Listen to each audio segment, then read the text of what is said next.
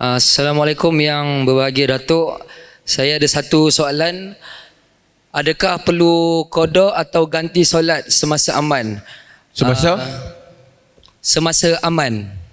Seorang tentera, khususnya komando dan sniper, solat secara menghormati waktu kerana dalam keadaan berjaga-jaga atau standby semasa perang. Situasi ini pergerakan dihadkan kerana dikhawatiri dikesan oleh musuh. Mohon pencerahan yang berbahagia Datuk. Okay, terima kasih.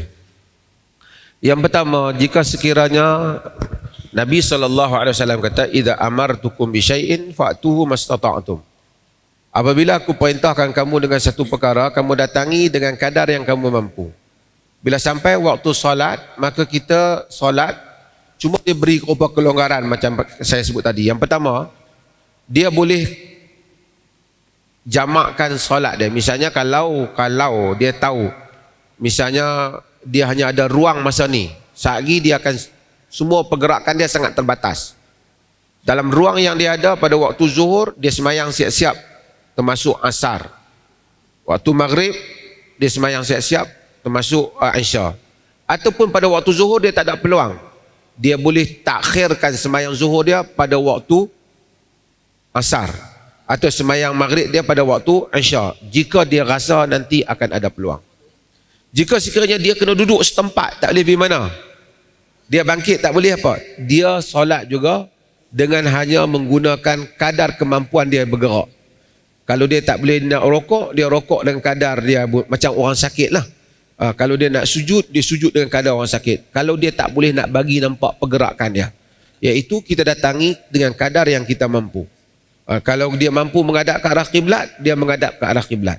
Sebahagian fuqaha menyamakan ini sebagai solat hormat waktu.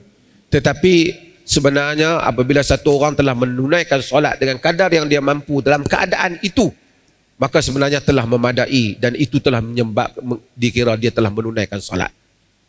Misalnya dia duduk di tempat dia tak boleh berdiri kan, dia takut orang nampak, dia bergerak dengan kadar yang dia boleh untuk bergerak, supaya dia tidak dikesan oleh musuh dan seumpamanya.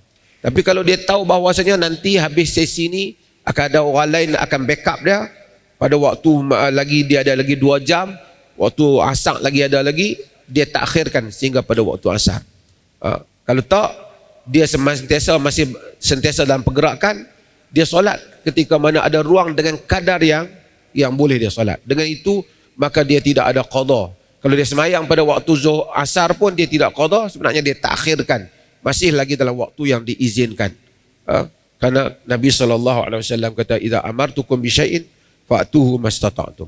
Mungkin dia kata tak ada nak ambil wuduk, kalau bergerak pergi ambil wuduk tak boleh, dia boleh tayamum di tempat dia itu, karena dia tak boleh menggunakan air. Kalau dia guna air jadi bahaya, musuhkan kesan dia. Iaitu dia hanya tepuk tanah, dia sapu muka dia tepuk tanah, dia sapu tangan, kedua tangan pergelangan, memadai. Kalau dia nak sapu sampai atas ni pun ada qaul di dalam mazhab Syafi'i dan selainnya. Tapi kalau dia sapu setakat ini pun memadai, maka dia tunaikanlah solat ketika itu.